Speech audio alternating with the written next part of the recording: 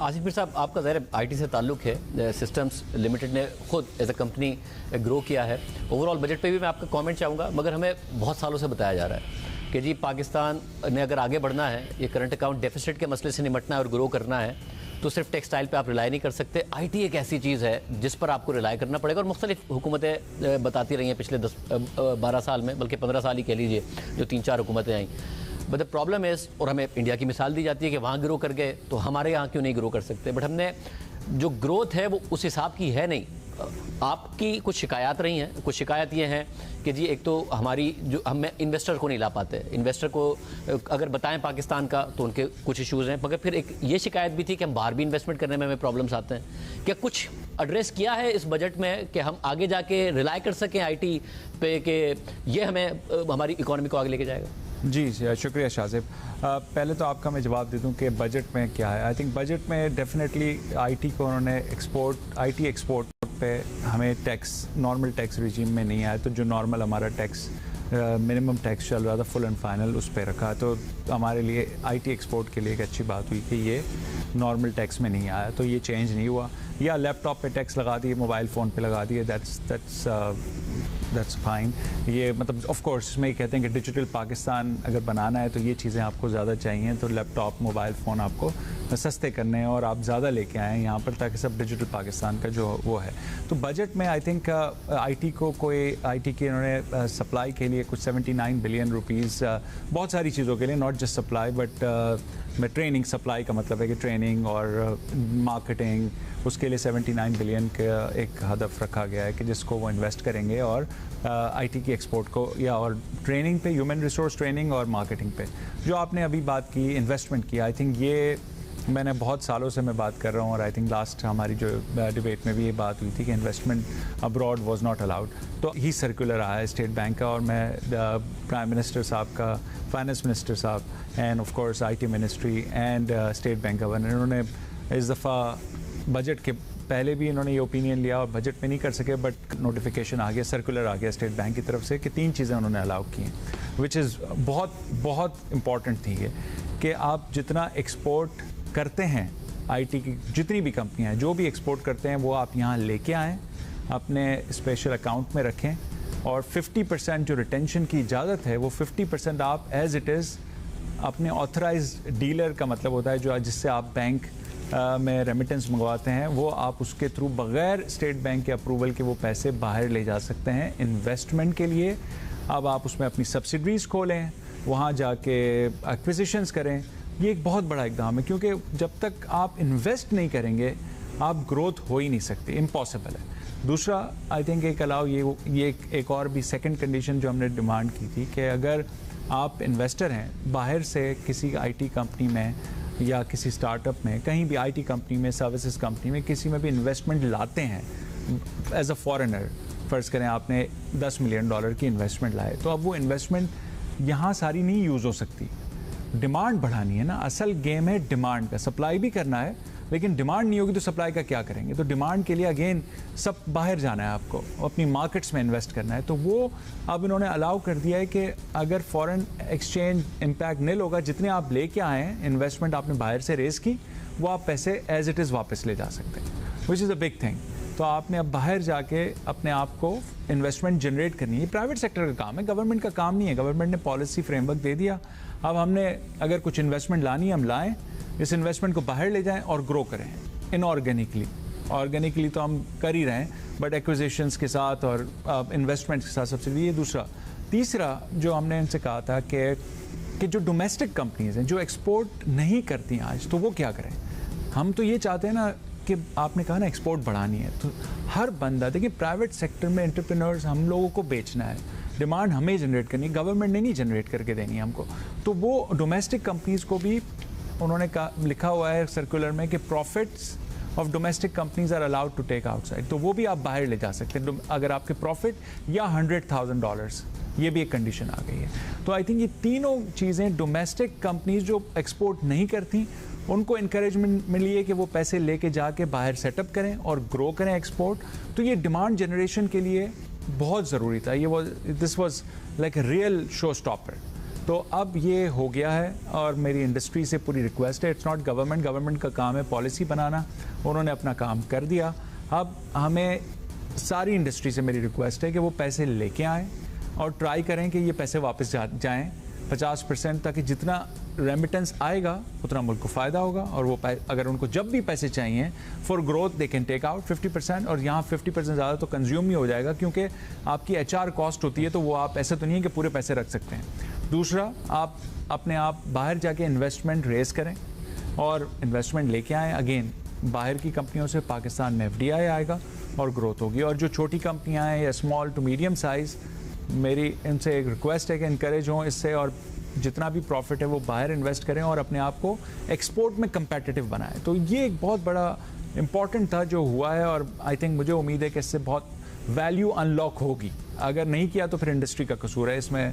Government can't do anything, government can't sell, you have to sell yourself, right? और एक और human resource आपके लिए बड़ा प्रॉब्लम है। अब जो ब्रेन ड्रेन हो रहा है और स्किल्ड ह्यूमन रिसोर्स का हो रहा है, आप इंपैक्ट फील कर रहे हैं कि वो और ज़्यादा बड़ा मसला बन रहा है? ह्यूज। आई थिंक जो मोहम्मद अली ने अभी कहा कि सैलरीड क्लास पे देखें, अब डेफिनेशन हर किसी को चेंज हुआ है। 50,000 से जो ऊपर कमाता है उसको भी चेंज किया है। वो आई थिंक 80% वो लोग हैं जो 50 to 100,000 के ब्रैकेट में। उनका कहने को तो ये है कि 1250 रुपये का फ़र्क आया, बट वो कहते हैं 100% टैक्स इंक्रीज़ हो गया। तो परसेप्शन, होप बड़ी चेंज हुई है। और दूसरा, आई थिंक जो रिच की डेफिनेशन है कि भाई जिसने 3.5 लाख रुपए कमाया उसको हाईएस्ट स्लैब में हो गया, राइट? 4 मिलियन इज 3.5 लाख रुपए। तो रिच की डेफिनेशन चेंज हो गई। अल्ट्रा रिच की डेफिनेशन चेंज हो गई कि 8 लाख रुपए कमाते हैं तो आपको सरचार्ज भी लगेगा। तो अब और हमारे सेक्टर में तो टैलेंटेड लोगों की सैलरीज इतनी हैं, तो अब सब रिच और अल्ट्रा रिच अगर और उससे उतना टैक्स देंगे, डायरेक्ट एंड इनडायरेक्ट टैक्स अगर 50% हो जाएगा, तो अगेन वो एक सवाल ये है, ये नहीं है कि टैक्स देना चाहिए, सवाल ये है कि सैलरी क्लास यंग बच्चे पूछते हैं कि हमें क्या मिल रहा है। और जो मोहम्मद अली ने कहा फेयर ट्रीटमेंट, क्या फेयर दूसरों को लग रहा है टैक्स बेस बढ़ रही है नहीं बढ़ रही? तीसरा कि मतलब दैट्स अ बेसिक क्वेश्चन कि भाई हम जो अभी आरिफ साहब ने कहा लीकेजेस, इनकॉम्पिटेंस, उसकी जो लीकेजेस और इनकॉम्पिटेंस है जो अगर किसी और जगह से लेना था, लेकिन चूँकि वो मुश्किल काम था, पॉलिटिकल इकोनॉमी थी, मुश्किल था, जो भी था, उसकी सज़ा अगर टैलेंटेड लोग रुकेंगे तो वो क्या करेंगे? आई थिंक इससे शायद दो मसले हो रहे हैं। ये नहीं कि सिर्फ वो बाहर चले जाएंगे, ब्रेन ड्रेन हो जाएगा। मसला ये हो रहा है कि लोग alternative, people are smart, what they do. कुछ लोग कह रहे हैं कि हम कैश में सैलरियाँ लेना शुरू कर देंगे, कुछ लोग अपने दूसरे के अकाउंट्स में ट्रांसफ़र करेंगे, सब चीज़ें होती हैं। तो ये आपको टैक्स बढ़ेगा नहीं, ये टैक्स को लोग ढूंढेंगे रास्ते। और हमारी इंडस्ट्री में जो सबसे बड़ा प्रॉब्लम है, जो फाइनेंस मिनिस्टर ने कहा है कि जो पाशा हमारी इंडस्ट्री एसोसिएशन, उनसे बात भी हुई है कि हमारी इंडस्ट्री में एक चीज़ और अलाउ है जो कहीं और अलाउड नहीं है। रिमोट वर्कर का कॉन्सेप्ट आपको पता ही होगा, आप घर से बैठ के काम करें, फ्रीलांसर हो जाएं, रिमोट वर्कर हो जाएं। तो अब मेरे पास जो बंदा काम करता है और हम officially of course we have to deduct the tax from salary, हमारे पास तो चॉइस नहीं है, तो हम तो पूरा टैक्स काटेंगे, 35-40 जो भी बनता है उसका। लेकिन अगर वो अपने आप को रिमोट वर्कर की डेफिनेशन मिले, मुझे छोड़ के, इंडस्ट्री को छोड़ के, वो फ्रीलांसर बन जाता है और घर पे बैठ के काम करता है, तो उस पर 0.25% टैक्स है। तो उसको इतनी बड़ी सेविंग है, तो इंडस्ट्री को बहुत बड़ा इम्पैक्ट पड़ता है। क्योंकि इंडस्ट्री, जो आप कह रहे हैं कि हमने बड़ा होना है, इंडस्ट्री ने बड़ा होना है। इंडिविजुअल्स तो वो पैसे लाएं ना लाएं, मतलब आप इंडिविजुअल को कितना पकड़ेंगे, कितने इंडिविजुअल्स हो जाएंगे। तो आई थिंक इससे ये भी हम रिक्वेस्ट करें कि इसका फेयर प्ले हो जाए, कि दैट्स वेरी इंपॉर्टेंट। बात हो रही है पाकिस्तान की मईशत के हवाले से, क्या हो सकता है, क्या होना चाहिए, आगे हुकूमत को क्या करना चाहिए, गुफ्तगू का सिलसिला जारी रखते हैं। आप ज़रा कमेंट करना चाह रहे थे और डिसएग्री भी कर रहे थे ब्रेन ड्रेन वाली बात से, और टॉप 5 चीज़ें क्या ऐसी गवर्नमेंट करे कि जिसकी वजह से पाकिस्तान आगे बढ़ सके, ये स्टेबलाइजेशन से ग्रोथ की तरफ भी जा सके। जी, मैं तो ग्रोथ की बात करता हूँ हमेशा, राइट। स्टेबलाइजेशन तो ऑफ कोर्स ज़रूरी है, it's a building block and that's important. अगर आपकी इंडस्ट्री बहुत ज़्यादा ग्रो कर जाए तो पाकिस्तान ग्रो कर जाएगा। जी, और कर भी सकती है, पोटेंशियल भी है। और इसमें आई थिंक वो मैं 2-3 बातें करूंगा। आई थिंक सबसे मैं थोड़ा सा कंक्लूड करूंगा, ये जब आरिफ साहब ने कहा, देखें जो ह्यूमन रिसोर्स है वो खुशी से जाता है, वो उसका एक एम होता है मुझे बाहर जाके काम करना है, वो तो जाए, तो हम भी उसको इनकरेज करते, तो नहीं रोक सकते आप। लेकिन जो लोग मोटिवेशन ख़त्म हो रही है और होप लूज करके जा रहे हैं ना, वो हम लूज नहीं करना चाहते। जो यहाँ रहना चाहते हैं और वो जा रहे हैं बिकॉज कि हमने उनको वो इन्वायरमेंट नहीं दिया, टैक्सेशन है, सेविंग है, वॉट एवर, तो उसकी वो रोकना ज़रूरी है, वो असल ब्रेन ड्रेन है। देखिए जिसने प्लान किया वो तो जाएगा, लेकिन बहुत सारे ऐसे लोग कन्वर्ट हो रहे हैं, वो जो आरिफ साहब कह रहे हैं ना, तो उससे डेफिनेटली जब आईटी के देखें बहुत सारी रेमिटेंस बढ़ी क्यों है, आपका बहुत सारा टैलेंट गया है, वो जो आपका लोअर क्लास जो जाता है वो आपको $500 या उससे लेस भेजता है। ये लोग जब जाते हैं जब तो वो $2-3 भेजते हैं, क्योंकि उनकी सेविंग्स, उनके कंपनसेशन फ़र्क होती है। तो ज़ाहिर है एक low class versus one educated 5 to 6 minimum का फ़र्क है, राइट। तो वो हो रहा है, लेकिन हमें अगर मिडिल मैनेजमेंट हर कंपनी में ज़रूरी होती है, जिस तरह मोहम्मद अली ने कहा, तो मिडिल मैनेजमेंट, ऊपर के लोग रुक जाते हैं, जो आरिफ साहब ने कहा कि वो देख रहे हैं कि कहाँ से कहाँ पहुँच रहे हैं, जो और नीचे के लोग रुक जाते हैं, बीच में जो आपकी कोर है वो चली जाती है और उसको प्रोड्यूस करने में टाइम लगता है। तो वो हमें बनाने, बहुत तेज़ी से बनाने हैं लोग, वो तो कोई शक नहीं है कि बहुत ट्रेनिंग करें, रीट्रेनिंग करें, मेंटरशिप करें, बहुत सारे प्रोग्राम लेके आएँ, लेकिन ये आसान नहीं है, ये रातों रात नहीं हो सकता। मिडिल मैनेजमेंट को टाइम लगता है, वो 5 से 10 साल का एक्सपीरियंस वो लेके बाहर चले जाते हैं। तो मैं उससे थोड़ा सा डिसएग्री इसलिए करता हूँ कि वो हमारी बैकबोन है, उसको हमें होप दिलानी है, उसको मोटिवेट करना है। और दूसरी जो बात है जो मोहम्मद अली ने कहा कि, और आई थिंक अमार ने भी कहा, investment to GDP ratio, I think investment के बगैर आईटी एक्सपोर्ट कोई भी बिजनेस हो ही नहीं सकता। आप अगर अपनी मार्केट्स में इन्वेस्ट नहीं करेंगे, अपनी एचआर में इन्वेस्टमेंट नहीं करेंगे, तो कैसे होगा? ग्रोथ हो ही नहीं सकती, किसी भी चीज़ की ग्रोथ नहीं हो सकती। तो हमारी डायरेक्शन जो है बजट की या कोई भी चीज़ हो, जिस तरह आपको गवर्नमेंट ने डायरेक्शन दी है कि आपने एक्सपोर्ट बढ़ानी है, आपको ये अलाउ करेंगे, जिस तरह इन्होंने कहा कि इंडस्ट्री लगाते हो तो टैक्स फ्री है, वॉट। तो हमारी इंडस्ट्री में तो डेफिनेटली बहुत फोकस है कि टैक्स भी उन्होंने ऑफ कोर्स नहीं लगाया जिस तरह दूसरे एक्सपोर्टर पे लगाया, बट जो हमारी, जो मोहम्मद अली साहब ने कहा, उसकी जो फिज़िकल सिक्योरिटी, देखें जब तक वो अपना काम या वैल्यू एडेड काम यहाँ नहीं कराते, बड़ा काम नहीं भेजते, जब तक उनको ये लगता है कि फ़िज़िकल सिक्योरिटी नहीं है, फ्रॉड प्रोटेक्शन नहीं है, डेटा प्रोटेक्शन के लॉज अप्रूव नहीं है, साइबर सिक्योरिटी, फिर आपके पास इंटरनेट यूजेज, फिर पावर सप्लाई, तो ये 4-5 फैक्टर्स हैं। अब आपने देखें, आपने कहा कि डिजिटल इंफ्रास्ट्रक्चर को ग्रो करेंगे तभी आप आईटी एक्सपोर्ट बढ़ा सकेंगे। टेलकोज आर ऑलरेडी स्ट्रगलिंग, आपने देखा इनका एवरेज रेवेन्यू पर यूज़र इतना थोड़ा है कि वो सस्टेन ही नहीं कर पाते।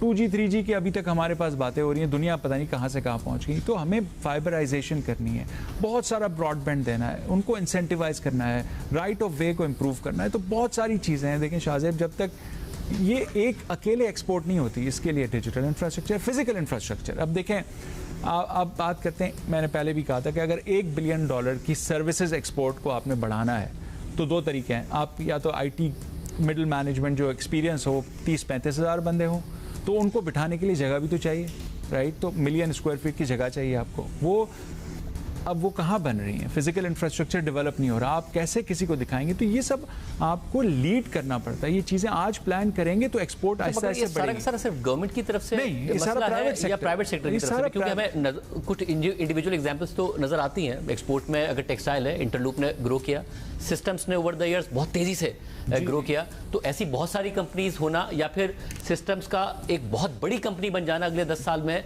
ये पाकिस्तान में क्यों, क्या खुद लोगों की भी जिम्मेदारी है, हमारी बिजनेस कम्युनिटी की भी जिम्मेदारी? बिल्कुल जिम्मेदारी है। देखिए, इन्वेस्टमेंट कौन करेगा? बिजनेस कम्युनिटी करेगी।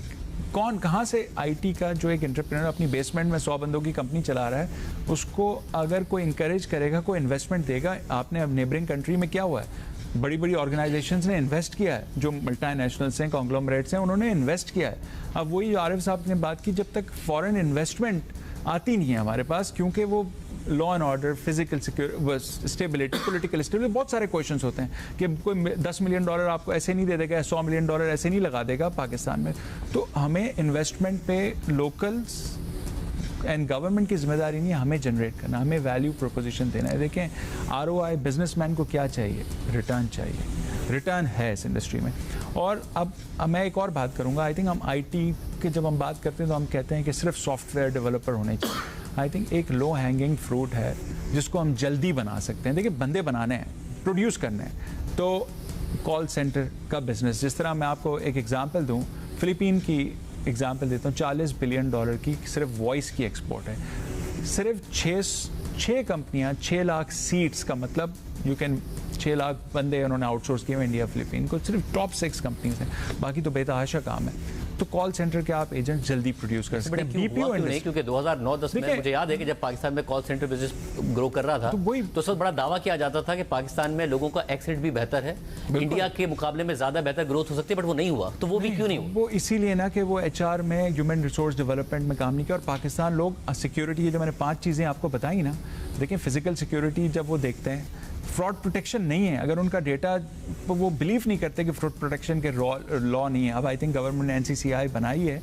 और होपफुली जिससे थोड़ा फ़ायदा हो, बाकी आपका डेटा प्रोटेक्शन। तो ये बहुत सारी चीज़ें देखी जाती हैं। खाली देखें आपकी स्टेबिलिटी, जो मोहम्मद अली ने कहा ना, वो सबसे इंपॉर्टेंट है कि वो अपना बिजनेस आपका यहाँ चला रहा है, तो वो सिर्फ एक्सेंट न्यूट्रल होने से और इंग्लिश स्पीकिंग नेशन होने से काम नहीं आता, उसको कॉन्फिडेंस भी होना चाहिए, स्केल भी कर सकते हैं। मतलब आप कह रहे हैं कि ये भी होता है कि अगर कोई यहाँ से ऑपरेट कर रहा है तो आईएसपी को ट्रस्ट नहीं करते कि if you are operating from Pakistan तो ये वी डोंट ट्रस्ट यू। ये ऐसा होता है, ये देखिए ना, ये ऐसे बड़ी कंपनियां तो ये देखने के लिए आती हैं और वो आती भी नहीं है इसलिए। देखिए ट्रैवल एडवाइजरी की वजह से, देखिए ट्रैवल इज डिफिकल्ट, और ज़्यादा ग्रोथ कॉल सेंटर की कहाँ से होती है? अमेरिका और यूरोप से, और तो बाकी मिडिल ईस्ट से इतना ग्रोथ नहीं है। या बीपीओ में जो बिजनेस प्रोसेस आउटसोर्सिंग एक और एरिया है, लो हैंगिंग फ्रूट। जिस तरह पाकिस्तान में आईटी ग्रेजुएट तो कोई कहता है 75,000, कोई कहता है 25,000, कोई भी डिबेट नंबर ले लें, लेकिन पाकिस्तान में जो बीकॉम से लेके बीएससी से लेके वो 5 लाख ग्रेजुएट होता है बच्चा, वो बिजनेस प्रोसेस आउटसोर्सिंग में ट्रेन हो सकता है, अकाउंटिंग, एचआर, लीगल। तो ये हमने इन इंडस्ट्री को भी साथ साथ चलाना, IT and IT enabled services, क्योंकि सॉफ्टवेयर डेवलपर को, एज मैंने आपको कहा ना, कि उनको एक्सपोर्ट कराने के लिए आपको उसको एक्सपीरियंस चाहिए होता है। ये नहीं है कि रातों रात अगर मिडिल मैनेजमेंट चली गई, सारे ब्रेन ड्रेन हो गया और आपने कहा कि वही सारे प्लग इन हो जाएंगे जूनियर बच्चे और वही काम करना शुरू कर देंगे। ऑफ कोर्स उससे फ़ायदा होता है, आप वो पाइपलाइन बनाते रहें कॉन्स्टेंटली। तो मैं I am very hopeful and very optimistic. हम, और मैंने आपको बार बार के पॉलिसी फ्रेमवर्क गवर्नमेंट की जिम्मेदारी, हमें पाकिस्तान को बेचना है इन इशूज़ के बावजूद भी। मैंने तो हमेशा देखा है कि अगर आप खुद कन्विंस्ड हैं कि you can deliver the services, हमारी सिस्टम्स को, मैं 30 साल से काम कर रहा हूँ और तकरीबन 20 साल से एक्सपोर्ट की तरफ काम कर रहे हैं, कोई एक ऐसा इंसिडेंट नहीं हुआ शाहजेब कि जिसमें हमने पाकिस्तान की वजह से सर्विस डिलीवर ना की हो। कहने को तो ठीक है कि ये इशू है, वो सिक्योरिटी का इशू है, बट हमने हमेशा डिलीवर किया है। देखें वो प्रूफ है ना, मेरा कोई कस्टमर इस वजह से नहीं छोड़ के गया, या किसी और का भी मोस्ट लाइकली, कि वो हम पाकिस्तान में हालात ख़राब हैं तो हम भाग जाते हैं। आते नहीं, लाना मुश्किल होता है एक दफ़ा, वो बहुत मुश्किल काम है, क्योंकि उनको वो जो मोहम्मद अली ने कहा कि वो सारी चीज़ें देखते हैं, लेकिन जब वो आ जाते हैं और उनको डिलीवरी मिल रही होती है तो वो जाते ही नहीं है, राइट। तो पाकिस्तान में कॉस्ट का बहुत बड़ा एडवांटेज है, पाकिस्तान में हंगर है, टैलेंट है, रॉ टैलेंट है, उसको कन्वर्ट करना है। और हमारा जो प्राइस का इन्फ्लेक्शन पॉइंट है, जो कॉस्ट का एडवांटेज है, आज भी बहुत अच्छा है। आई थिंक चाहे टैक्सेस हैं व्हाटएवर, बट जो कॉस्ट हमें इस वक्त एचआर की पाकिस्तान में मिलती है, accountants to BPO to call centre to IT graduates, वो आज भी बहुत अच्छी है। तो आज भी स्केल हो सकता है। आई थिंक प्राइवेट सेक्टर को हिम्मत करनी पड़ेगी गवर्नमेंट के साथ मिलके। I think government is listening. अब ये एग्जीक्यूशन में, यस पाकिस्तान में हमेशा एग्जीक्यूशन में टाइम लगता है, प्रॉब्लम होते हैं, बट आई थिंक ऐसा नहीं है कि गवर्नमेंट का फोकस नहीं है। मैं ये नहीं कह सकता कि फोकस नहीं है, फोकस है, हर किसी का है, और सब चाहते हैं, जिस तरह आपने भी कहा, हमें इसको करना है, राइट। अब execution is the key, it's a joint responsibility with the industry and government to make it happen. हम डोर टू डोर जाके कैंपेन करें, मार्केटिंग की कंपनीज को एंगेज करें, पाकिस्तान के बारे में बताएं, why Pakistan and BPO, call centre, IT, और इस तरह की सक्सेस स्टोरीज दिखाएं, केस स्टडीज़ करें, और डिजिटल इंफ्रास्ट्रक्चर लोगों को बताएं। और जो मैंने 5 बिल्डिंग ब्लॉक्स बताएं कि fraud protection, data protection, physical security, infrastructure लोग बना रहे हैं। जिस तरह आरिफ साहब कह रहे थे, कंस्ट्रक्शन, या सॉरी मोहम्मद अली ने कहा था, कंस्ट्रक्शन हमको चाहिए, फिजिकल इंफ्रास्ट्रक्चर चाहिए, टेलको में कोई इन्वेस्ट करें, फाइबराइजेशन करें। Pakistan is digital economy. और एक आखिरी बात इस तरह मैं कहूँगा कि देखें, जो हम कैश की बात करें, कैश सर्कुलेशन की बात करें, डिजिटल पेमेंट, कैशलेस इकॉनमी, देखें इंडिया में भी क्या हुआ है, digital payment is the key. जब तक डिजिटल पेमेंट को आप एक डायरेक्शन तो दे देना कि भाई डिजिटल पेमेंट होगी, तो अभी तो पैसा घूमता रहता है सर्कुलेशन में और कोई टैक्स नहीं देता, तो वो जो उसका बर्डन पर सैलरीड क्लास पे पड़ता है, इनएफिशिएंसीज का। तो जब डिजिटल इकोनॉमी होगी, डिजिटल पेमेंट्स हो रही होंगी, डॉक्यूमेंटेशन खुद बढ़ेगी। How do you force that, how do you incentivise कि डिजिटल पेमेंट हो? जब तक कैशलेस और ये डिजिटल पेमेंट की तरफ नहीं जाएंगे, ये कैश की इकोनॉमी बढ़ती जाएगी, जो इनफॉर्मल सेक्टर ग्रो करता जाएगा पाकिस्तान में, और फॉर्मल सेक्टर हमेशा पिसेगा।